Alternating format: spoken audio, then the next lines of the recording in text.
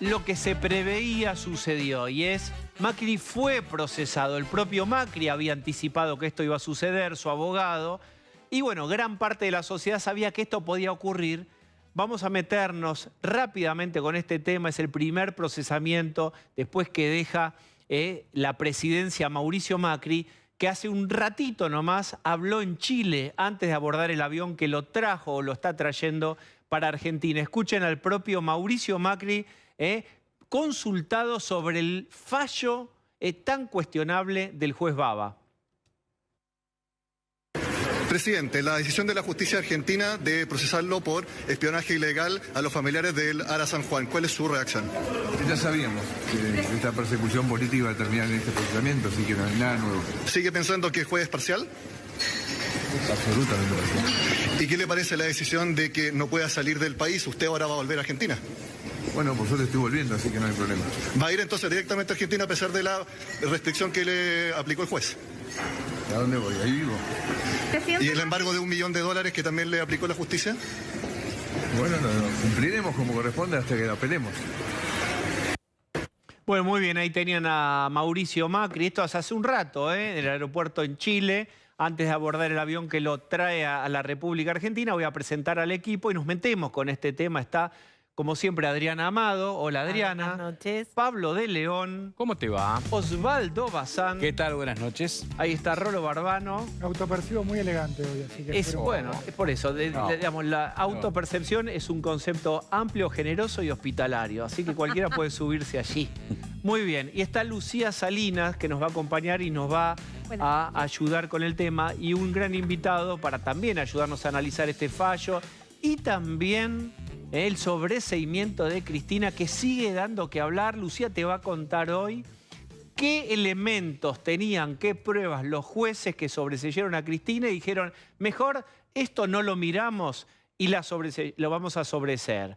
Que me refiero a Daniel Sapsay, nuestro invitado. ¿Cómo está? Buenas noches, un placer estar con ustedes otra vez. Bien, Lucía Salinas, explícanos las consideraciones del procesamiento del juez Baba. Bueno, hoy el juez subrogante de Dolores finalmente procesó a Mauricio Macri después de un mes desde que pudo declarar en ese juzgado y donde él había sostenido a través de un escrito su total inocencia. Es decir, él dijo, nunca espié a nadie durante mi presidencia. El juez consideró que las pruebas que había en este expediente eran lo suficientemente contundentes para procesarlo. El delito que le atribuyeron hoy fue el de espionaje ilegal. Ahí tienen. Vamos a ir viéndolo partecita por partecita. Eso es lo más significativo. Este dice, es el delito. Presunto espionaje ilegal a familiares de las víctimas del Ara San Juan y por abuso de autoridad. Porque el juez lo que plantea acá es, Mauricio Macri no solo utilizó la Agencia Federal de Inteligencia para espiar a los familiares del Ara San Juan, sino que con la información que le proporcionaron quienes integraban la AFI, él hizo uso de la misma y allí es donde el juez entiende que hubo un abuso de autoridad por parte de Mauricio Macri. ¿Qué más? A ver, veamos. Dos decisiones más en este fallo que firmó hoy el juez Baba, que es un embargo de 100 millones de pesos y también la prohibición de salida del país, que era un poco a lo que se refería el periodista chileno cuando se lo planteó a Macri. No es la primera vez que le prohíbe Baba salir del país a Mauricio Macri. También lo que le plantea es que él no puede ausentarse del lugar que fija como residencia por 10 días y si se mueve a una distancia mucho más importante, tiene que siempre pedir autorización al juzgado. Veamos más, a ver, más de este procesamiento. Las prácticas ilegales que se ventilan en esta resolución. Y atención con este párrafo, acá en el párrafo está todo. Remontan a las épocas más oscuras de nuestro país, es decir, perspectiva setentista. Si tenés alguna duda de si el juez se para en algún lado, si está neutral o todo lo contrario, ya la elección, la paleta de colores, es decir, de qué elementos va a buscar. Bueno, ya ahí te está diciendo mucho. Mira, ese textual... Lo más oscuro de la historia argentina. Es decir, hasta que no le encuentren un falcón verde, no paran. Ese textual que leías recién, Diego, aparece casi al final de esta extensa resolución, donde el juez trata de ir explicando por qué él considera que Mauricio Macri efectivamente cometió espionaje ilegal de los familiares de Lara San Juan. Llama un poco la atención en el texto de la resolución esta conclusión. Él le dice: las prácticas ilegales que se ventilan nos remontan a las épocas más oscuras de nuestro país. Bien. Y después redobla un poco la apuesta y dice: Macri, lo tenemos en la placa siguiente, restauró institucionalmente una serie de prácticas que se creían erradicadas. Esto lo cita después de explicar por qué él le atribuye este delito, que es un delito sumamente grave, que es el de realizar tareas de inteligencia ilegal, que es sobre todo un presidente de la nación haber violado a la ley de inteligencia nacional, y hace esta salvedad entre sus últimos argumentos. Esto quizás te sintetiza un poco el criterio del juez, que es lo que dijo en otro tramo de la resolución, que sostiene: es imposible sostener que las máximas autoridades de la AFI y del Gobierno Nacional hayan estado al margen de esta situación. Esto es importante, porque Esto es importante si hay una porque cadena, dice, no es un eslabón, el principal, que es un presidente, no puede no saber qué pasa en el resto de la cadena. Pero él lo ahí es importante, porque veníamos escuchando a algunos referentes de Juntos por el Cambio que decían: no sabemos qué ocurrió ahí, pero Macri no tiene nada que ver con esa cuestión eventualmente. Ahí hay dos cuestiones a tener en cuenta. La primera de ellas es que el juez le dice: todo lo que concierne a las políticas de inteligencia en un país están en cabeza del jefe de Estado. Entonces le cita la ley de inteligencia, le recuerda los artículos que hablan sobre el organigrama, el funcionamiento, y en segundo término lo que recuerda es que Gustavo Arribas, como Magdalani, el 1 y el 2 de la Agencia Federal de Inteligencia durante el gobierno de Mauricio Macri, están procesados por realizar estas tareas de espionaje ilegal. Entonces él dice: nada de lo que pudieron haber hecho Arribas, Magdalani y otros agentes que fueron ayer procesados se podría haber hecho sin la orden de Mauricio Macri, sin el conocimiento de Mauricio Macri, y además para utilizarlo en medio de una situación muy compleja como eran los reclamos de los familiares de Lara San Juan. ¿Las órdenes de Mauricio Macri, escritas o telefónicamente? No, ¿Tiene alguna prueba de que Mauricio Macri ordenó a Magdalani o a quien sea hacer estas supuestas prácticas de espionaje? Es lo que justamente dice el abogado Pablo Lanusse, que es el defensor de Mauricio Macri. No hay ningún indicador en todo el expediente que lo coloque a Mauricio Macri dando una orden directa para realizar estas tareas de inteligencia. Esta resolución es muy similar a la que el juez Baba firmó el día que lo llama indagatoria.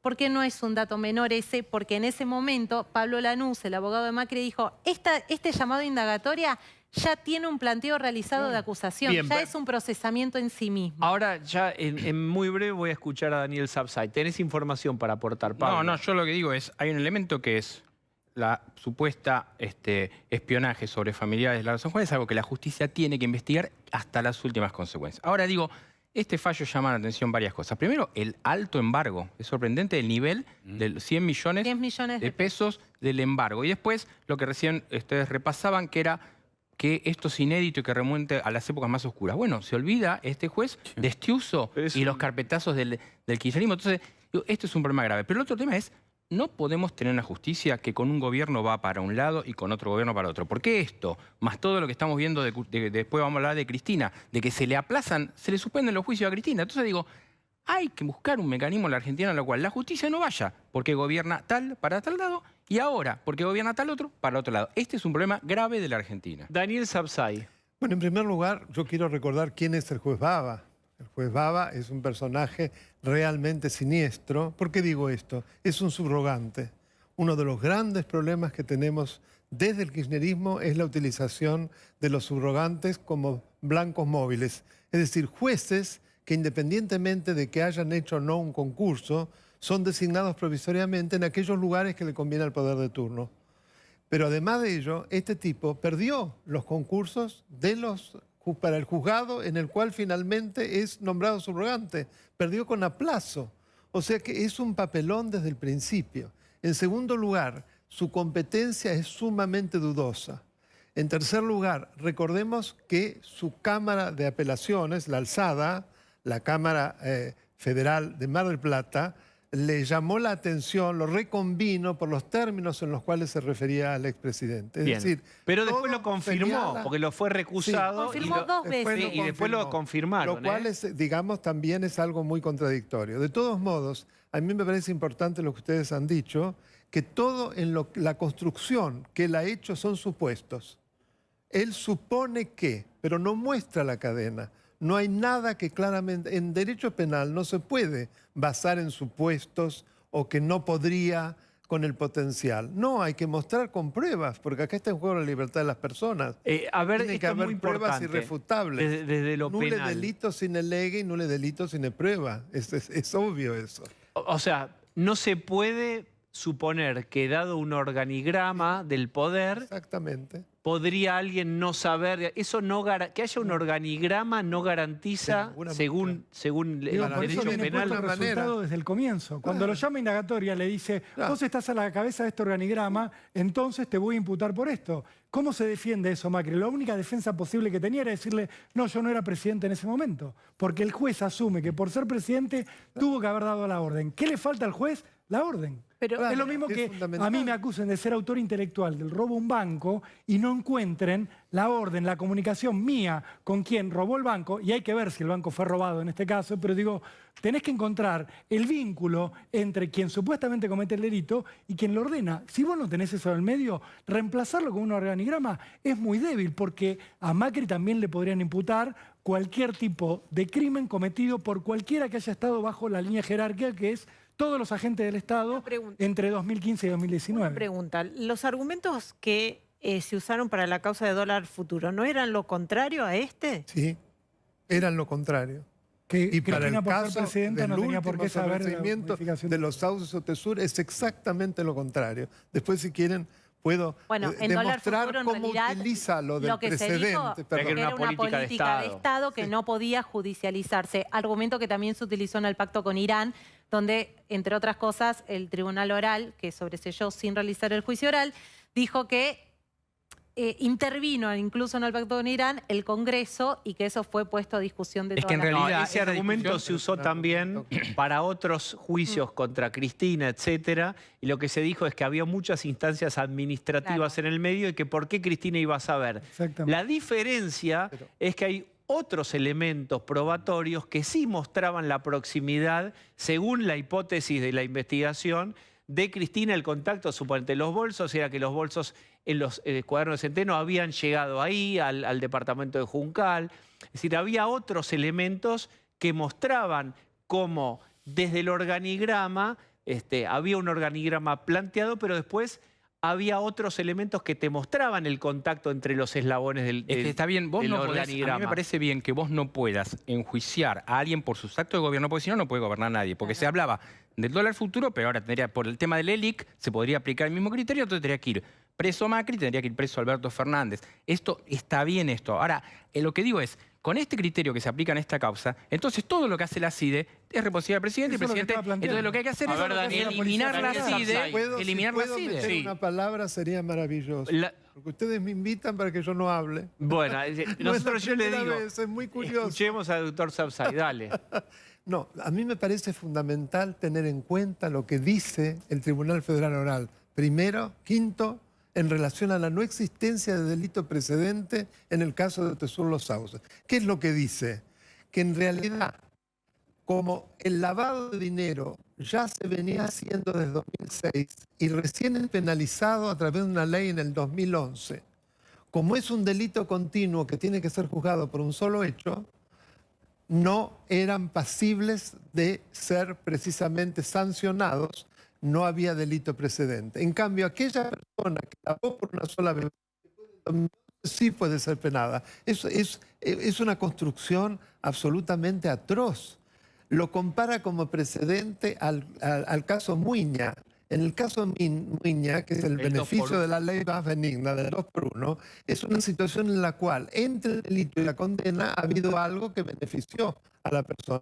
En este caso no, al contrario, agravó más lo que hacía, porque convirtió en delito lo que ya era una asociación ilícita, que por otra parte la Cámara Primera lo ha dicho claramente en el 2017, en uno de sus fallos, Especialmente habla del delito precedente de esta asociación ilícita, que era precisamente un grupo de personas a cuyo cabeza estaba el presidente de la Nación y después la presidenta, dedicado a la mala asignación de la obra pública y luego al lavado de dinero. Bien. O sea que es clarísimo lo que hace, y voy a agregar algo más, perdónenme, porque es muy importante que la gente entienda la locura que se ha hecho en ese fallo.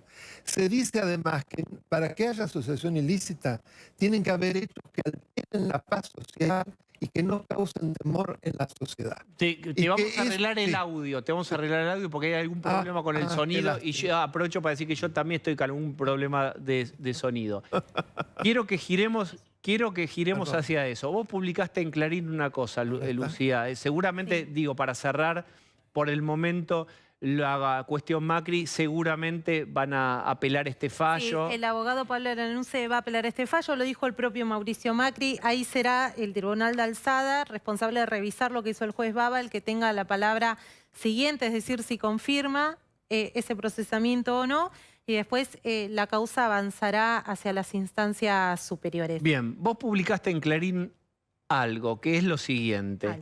Vos dijiste, los jueces del caso Tesur y los Sauces tenían pruebas que decidieron voluntariamente omitir para poder dictar el sobreseimiento. ¿A qué te referís? Ingresó hace unos meses un estudio preliminar de una de las pericias que había pedido la propia Cristina Fernández de Kirchner sobre todos los contratos que sus empresas firmaron con sus principales inquilinos, es decir, Lázaro Báez y Cristóbal López. Ellos dos fueron el 86% de la facturación de los Sauces, que es la inmobiliaria, y Lázaro Báez fue el responsable de explotar, manejar, administrar Otesur, que es la empresa hotelera. Estas dos son las empresas por las cuales llevan el nombre de este expediente en el cual fue sobreseída la vicepresidenta y sus hijos.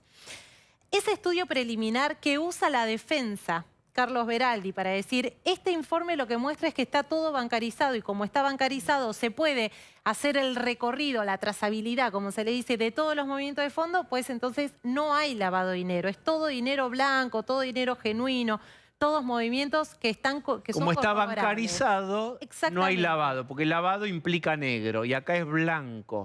Exactamente, lo que le dice el fiscal Diego Velasco y después lo que dice la jueza Adriana Paliotti, gracias, que es la única que votó en contra de este sobreseimiento, es esa prueba, primero que es preliminar, es decir, el informe aún no está concluido, pero así todo, los peritos lo que dijeron es que la información, la documentación de las empresas, sobre todo de los Sauces, es incompleta, que tiene falencias contables, que hay facturas que responden a más de un pago. Y eso es lo que fue omitido. Exactamente, y detalla una serie, por ejemplo, en otro tramo dice, los departamentos de Puerto Madero, que son los que alquiló siempre y exclusivamente Cristóbal López, y que abonaba en dólares, garantizando un importante ingreso al patrimonio de los expresidentes, en ese momento no se contaba con los fondos para la adquisición de esos bienes. Después, lo que dice la pericia es, hay otros bienes que también la registración es difusa, no hay manera de rastrear el origen de los fondos.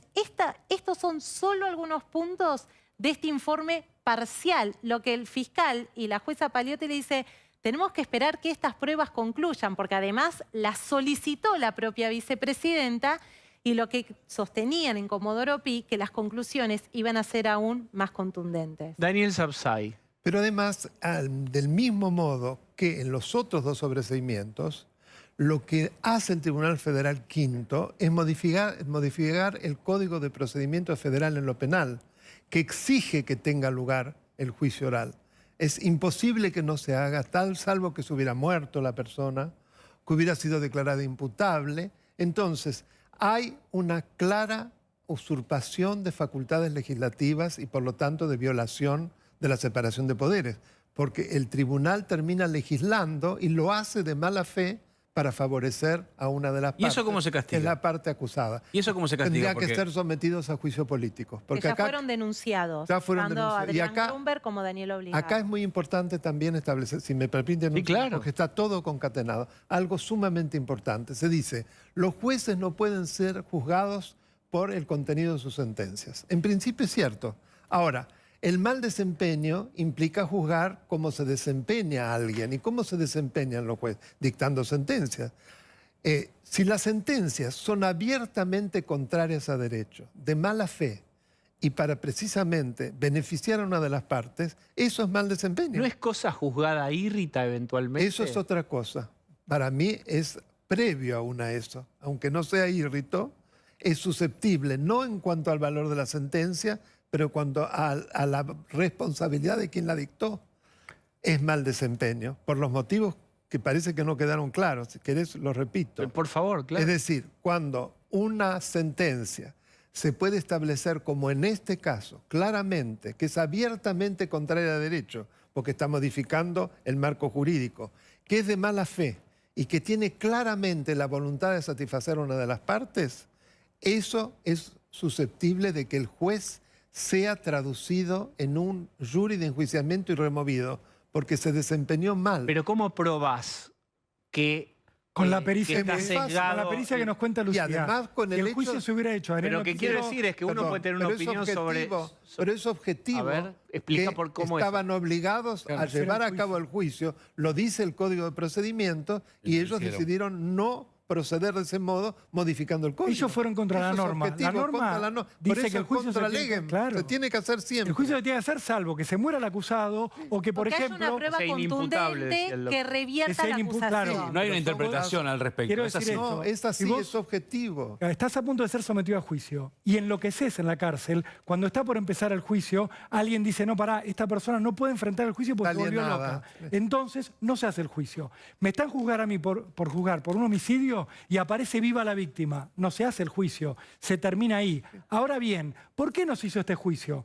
Por la pericia que nos acaba de contar Lucía Salinas. Si esta pericia que se llegó a entregar de forma parcial al tribunal ya de por sí demostraba gran parte de la maniobra de lavado de dinero, se hubiera exhibido en su totalidad en un juicio oral, ¿cómo la absolvían a Cristina? Pero no ¿Cómo la hacían pidió una vez la que esto se pericia, ¿quién mostraba? la había pedido? La pidió la Cristina. vicepresidente y la pidió Lázaro Báez. Pidieron exactamente una pericia, además una pericia que ya se había hecho en instrucción cuando Pero el permítame- fiscal Carlos Rívolo tenía el expediente en sus manos de los sauces y una pericia similar que... ¿Cuál era la jugada estratégica ahí? Porque, retrasar los tirar. plazos. Porque para toda- retrasar, porque ahí uno toda diría, pericia- es para autoincriminarse. No, Si toda hace la pericia, pericia- la pericia va a dar irregularidades, ¿para qué la pide? Vos me estás respondiendo, si yo entiendo bien, lo siguiente, es para tirar la pelota para adelante. Toda pericia que se ordene en instancia de un juicio lleva muchos meses, lleva Claro. años. Porque el cuerpo de peritos especializados en materia de corrupción que depende de la Corte Suprema de Justicia son 5 personas que son los responsables de hacer todas las pericias solicitadas Daniel. en distintos expedientes. Quiero terminar esto. El fiscal Diego Velasco, cuando dijo que en este caso no debía dictarse un sobreseimiento, hizo 2 párrafos, no en un llamado de atención, pero sí en un criterio esencial que es: los tribunales orales no pueden perder su naturaleza. Estas son palabras del fiscal Diego Velasco. Algo que reiteró la jueza Adriana Paliotti, dijo: la mejor instancia para que una persona se defienda Es el juicio oral. es el juicio oral. Porque para que estos casos hayan llegado a esta instancia, en cada uno de los expedientes intervinieron al menos 20 funcionarios judiciales, Bien. entre fiscales y jueces de distintas instancias. Daniel. No olvidemos que ya se había hecho la instrucción, que si no me equivoco había durado 6 años. La instrucción que estuvo a cargo de Bonadío y después de Ercolini implica ya haber recogido 260 cajas de pruebas, si no me equivoco, en donde ellos consideraron que tenía que hacerse el juicio. Entonces, el Tribunal Federal Quinto era el tribunal para el juicio oral. Es clarísimo, ¿cómo no iba a ser el juicio oral? Hay un elemento más que responde a la pregunta de Diego de por qué se pidió esta pericia. Porque la defensa de Cristina, su estrategia siempre fue estirar los plazos. Fueron con los mismos planteos y con los mismos pedidos ante todos los tribunales que tuvieron que intervenir, ante todas las instancias. Esa era la estrategia hasta que pasó algo, que es que Cristina fue electa vicepresidenta. Y ahí cambió todo el mapa. Ahí, en lugar de tener que estirar los plazos para dilatar, para buscar una prescripción, para conseguir un tribunal mejor a futuro, lo que encontraron de golpe es que Cristina retomó el poder y ahora sí tenía la chance de ir sobre los jueces a los que le tocaran la instancia que fuera y decirles: señores, sobreséenme, rápido, vamos. Pero mira, falta la pericia. Vamos, ahora pasó con el memorándum, pasó con esto, y hay que ver qué pasa con vialidad, pero digo, también ahí se habían pedido pericias kilométricas destinadas a que A ver, esto durara. Daniel, ahí voy a decir algo anunciar. que aparentemente no se escuchó bien, A ver. pero es otra de las justificaciones, que es tan desopilante, que es muy importante que se sepa. ¿Qué es esto? El juzgado sostiene, Federal Octavo, que para que haya asociación ilícita debe producirse hechos que realmente den temor a la gente y que de alguna manera perturben la paz social.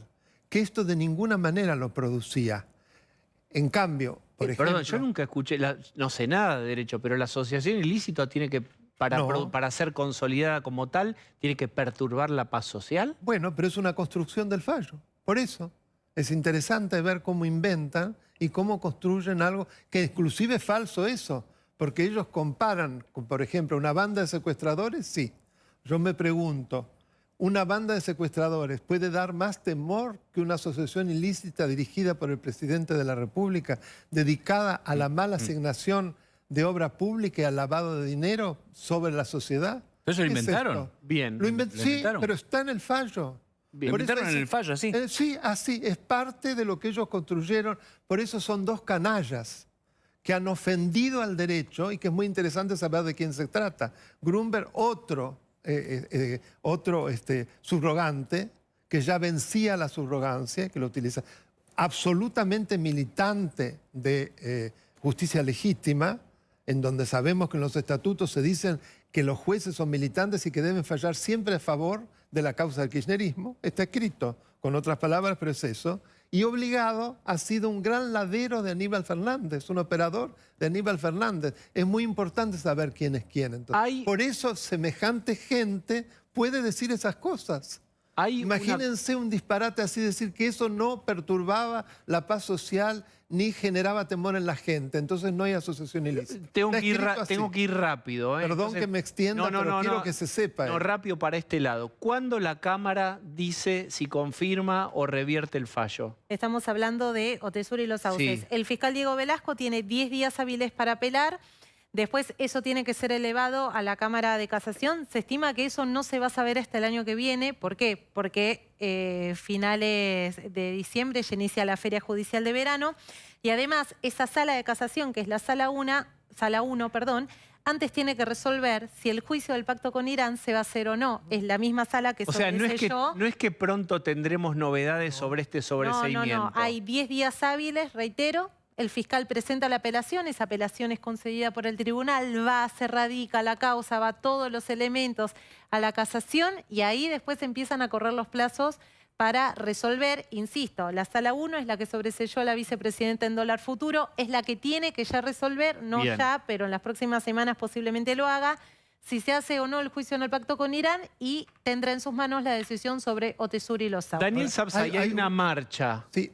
Un segundito, Sí. una cosita más que es importante tener en cuenta. Acá es muy importante la independencia y la autonomía del Ministerio Público. ¿Por qué?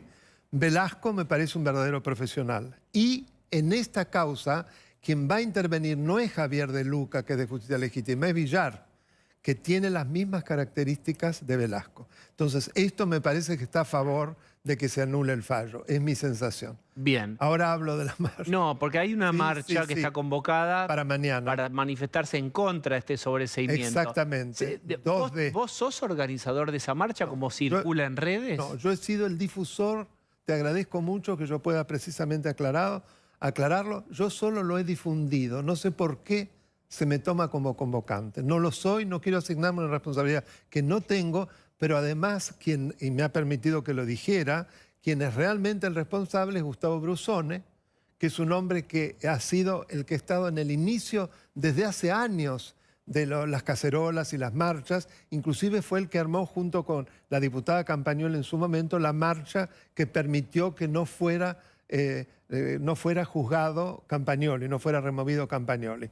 Así que quiero dejarlo bien claro. No me quiero atribuir ni responsabilidades ni actuaciones que no han sido mías. Es un trabajo muy grande convocar a una marcha y los felicito al señor Brusone que lo haya hecho. Bien, finalmente, como cada vez que nos visitas, decimos, bueno, hay un canal en YouTube del Dr. Sapsay, ¿cómo se busca eso? En cualquier buscador, Sí. Daniel Alberto Sapsay en Bien, ahí YouTube, está. allí se entra, no es obligatorio suscribirse, igual es gratuito, Sí. y pueden acceder a todos los videos que en este momento en distintas secciones son cientos, y sobre esto ya hay muchísimo, mucho más detalladamente explicado. Muy bien. Muchas gracias por la Gracias, Daniel Sapsay. Gracias por la visita.